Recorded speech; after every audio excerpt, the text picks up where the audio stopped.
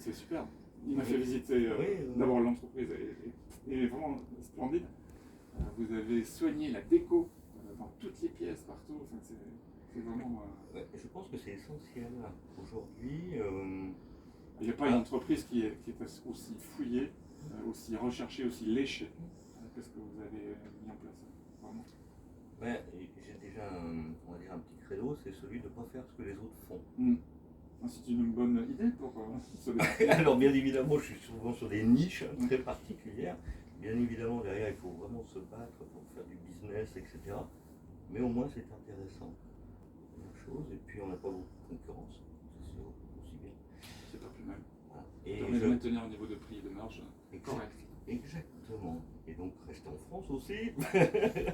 Et puis, deuxième chose, c'est que ce que je veux, quand les gens viennent ici, c'est qu'ils ne viennent pas faire une formation, mais qu'ils viennent vivre une expérience. Voilà, ça c'est vraiment mes deux choses et je tiens à ça. Donc, comment vous avez passé le Covid? Alors le premier confinement, c'était vraiment une surprise pour tous, c'est qu'on nous a obligés à fermer, évidemment. Donc là c'était un peu compliqué. C'est vrai que le 17 mars, quand j'ai dû fermer les locaux, j'en ai encore un peu d'émotion d'ailleurs, c'était parce qu'on avait les locaux pleins. En plus, on avait beaucoup de formations à ce moment-là, et ouais, là c'était un peu compliqué à gérer. Après, ça fait depuis 10 ans donc on fait déjà des formations à distance. Donc le e-learning, on sait ce que c'est, on l'avait déjà initié depuis bien longtemps. Mes formateurs savent ce qu'était le télétravail, parce qu'on télétravaille régulièrement, donc on était déjà adapté. Entre parenthèses, on a dû faire appel. La clientèle, est-ce qu'elle est restée? Quand on voit que 90% des vols, des avions sont cloués au sol, c'est-à-dire que les pilotes, ils sont eux aussi en chômage. Au chômage rémunéré quand la compagnie est française, voilà. Au chômage non rémunéré quand la compagnie est non française. C'est ça, et on a pu voir aussi qu'ils avaient des contrats sur lesquels les compagnies sont revenues. Moi j'ai beaucoup de clients, notamment des pilotes qui m'expliquaient que leur contrat de travail était revu à la baisse s'ils voulaient garder leur emploi. Donc c'était un deal avec la compagnie aérienne. Donc est-ce qu'on les a gardés? Non, bien évidemment. On a eu un calme plat pendant 6 mois. 3 mois après, le mars, donc en juin, on a pu rattaquer parce que le gouvernement a vraiment mis l'accent sur le CPF, compte personnel de formation. Les gens ont fait appel au CPF, les gens se sont formés, se sont formés eux-mêmes alors. Oui, ont profité de cette période un peu particulière pour vraiment aller vers ça. Mais ça ne remplace pas le volant de l'affaire qui est apporté par les compagnies. Vous savez, on a fait les bilans là, et le bilan de l'entreprise pour 2020, il est en gros équivalent à 2019, si je compte les 3 mois manquants. Ça veut dire qu'en réalité, on a pu augmenter même notre chiffre. Pourquoi? Parce qu'on a fait un gros rattrapage à partir de septembre. Donc là, on a vraiment mis les bouchées doubles, puis surtout derrière, nous, on s'est adapté. Ça veut dire que vu qu'on ne pouvait plus faire de présentiel, bah, tous les formateurs, on s'est tous mis à la visioconférence. Voilà, donc on allé voir les outils qui existaient, on s'est adapté, on s'est formé nous-mêmes, enfin, on a essayé de faire les choses et on a pu traverser cette crise sans dégâts. Au contraire, on continue à embaucher, on continue à investir. Voilà, et je profite d'ailleurs de la situation pour investir pour qu'en septembre prochain, on soit à fond. Vous avez utilisé le PGE? Bien sûr.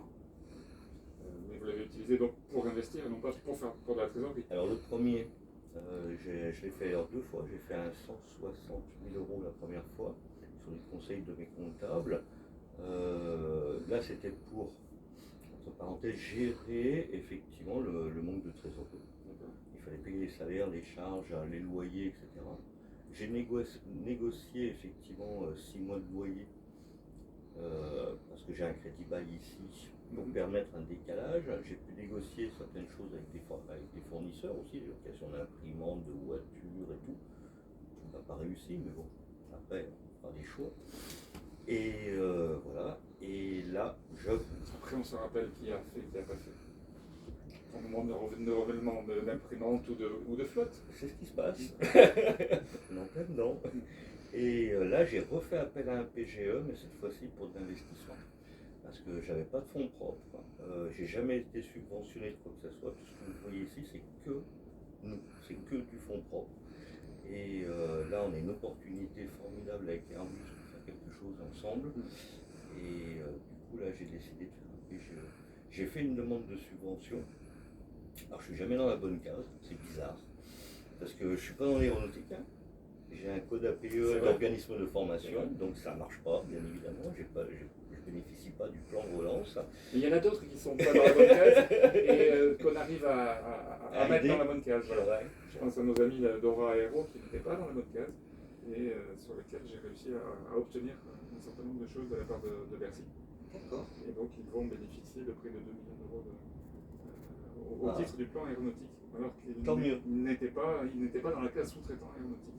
Ok, bah, tant mieux. En plus, ça tombe bien parce que je viens de signer le contrat de partenariat Gaune avec Aura Aero. Très bien. Donc merci. Comme ça va nous permettre de travailler encore en plus ensemble. Voilà, donc là on a un dossier en cours avec la CCI et la région notamment, pour essayer peut-être d'avoir quelque chose. Mais bon, ça n'empêche que même si on n'a rien, je ferai quand même. Voilà, la subvention sera vraiment pour peut-être nous aider un petit peu. Mais voilà, on investit donc dans le matériel, des simulateurs, pour aller beaucoup plus loin, et puis on investit dans 2 salles qui seront digitalisées, type studio un peu de télévision. C'est-à-dire qu'on sera en capacité à la fois d'animer des formations en interne, ici en présentiel à Toulouse, avec des stagiaires, plus en visioconférence avec des stagiaires, avec des relais un petit peu. Parce qu'on a forte volonté à l'international, et puis on s'est implanté à Tahiti, à Nouméa et autres. Et donc, on a des jolis projets qui sont en route là, avec l'Afrique. Vous avez beaucoup de concurrence dans le monde? Oui. Oui, c'est facile de faire des formations. C'est facile de faire des formations. C'est pour ça qu'il faut des choses comme ça, pour que ça nous différencie des autres. Parce que sinon, c'est très facile. Vous pouvez vous monter en tant qu'organisme de formation. Demain, vous faites ça. À la fin de mon CD des députés, peut-être. Pourquoi pas? Vous verrez, c'est très facile. À partir du moment où vous avez quelque chose d'intéressant à dire et que quelqu'un est capable de vous l'acheter, ça y est. Pendant mon CD des députés, en tout cas, je m'occupe beaucoup d'aéronautique. Je défends l'aéronautique. Je suis dans la commission des affaires économiques. Je suis secrétaire. Je suis coprésident du groupe d'études aéronautiques et espace. Et je suis le porte-parole de tout ce qui est aéronautique et le pourfendeur des idées. Donc vous pouvez continuer à nous faire rêver. Voilà. Et j'essaie de faire rêver les députés aussi et de les amener à penser comme moi et notamment d'arrêter cette mode nouvelle de la honte du compagnon développée par un certain nombre d'écologistes. Vous avez vu l'interview de Guillaume Faury sur une chaîne de TV il y a pas si longtemps? Je trouvais ça formidable. Parce que j'y crois très fortement. Dans 20 ans, on ne produira plus l'aéro. Bien sûr. Zéro. Mais déjà, chaque nouvelle génération d'avions pollue entre 15 et 25% de moins que la précédente. C'est ça. Et donc après, on sera les rois du monde. Ce qu'il faut juste, c'est ne pas tuer l'aéronautique avant qu'elle ait réussi à faire sa mutation. Et là, aujourd'hui, on a un certain nombre de lois qui sont assassines, sous couvert de verdissement. Mais on ne peut pas demander à un industriel qui fait des pertes d'utiliser ses bénéfices pour investir, puisqu'il n'en fait pas de bénéfices. Il y a des choses que certaines personnes n'arrivent pas à comprendre, qui sont, me semble-t-il, pourtant assez simples. Donc l'Assemblée nationale m'a confié une mission que je lance d'ailleurs cette semaine sur l'avenir de l'aéronautique en France. Donc le rapport de mission sera prêt à la fin de l'année ou début d'année prochaine. Je vais le présenter en commission, le faire voter. Quels sont vos axes? Dans un premier temps, je vais auditionner l'ensemble des acteurs, en tout cas des gens qui ont des besoins. Donc c'est les sociétés qui font du tourisme, c'est les sociétés qui font du fret, et en parallèle des sociologues, des économistes, des gens qui pensent comment va être le monde de demain. Pour ne pas me faire taxer d'anti-écolo, alors que je suis écolo, mais je suis plutôt écolo pragmatique, pas écolo systématique, je vais interviewer également des associations écologistes, ceux qui voudront bien venir. Vous allez rencontrer les gens du ministère des Transports, notamment de la DGAC. Bien sûr. On travaille beaucoup avec eux. Mais les politiques et les administrations, je les rencontrerai après. Parce que pour moi, les administrations, elles sont au service de nos projets. Et ce n'est pas nos projets qui sont au service de l'administration. C'est clair. Donc on les rencontrera après.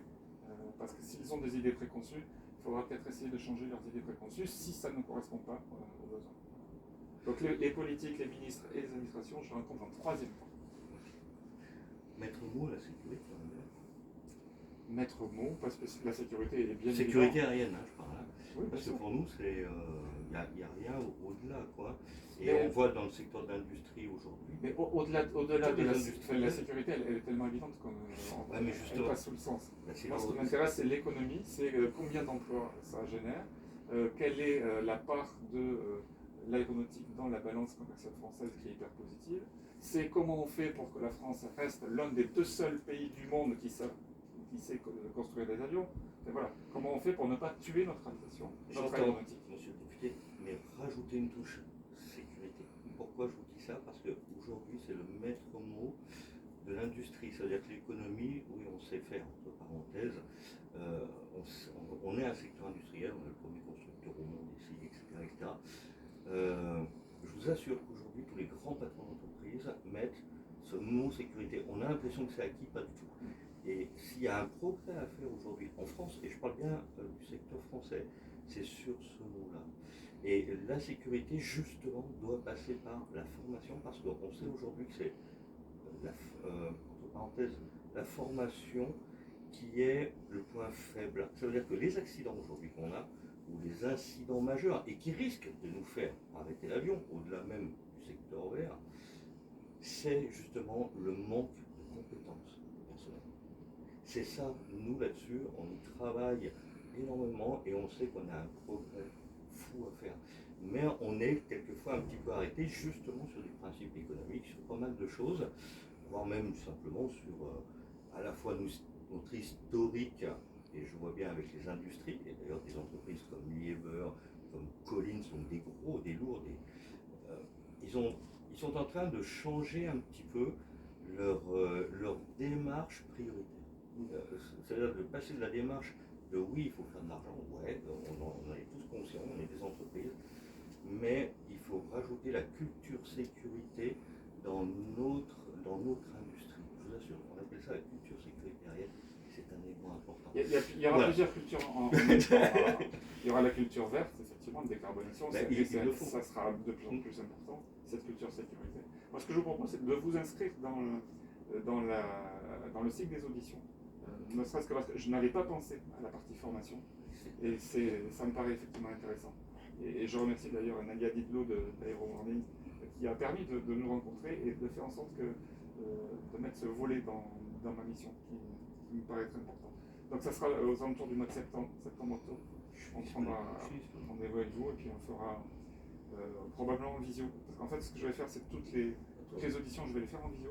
Je me suis rendu compte qu'effectivement, on gagne du temps.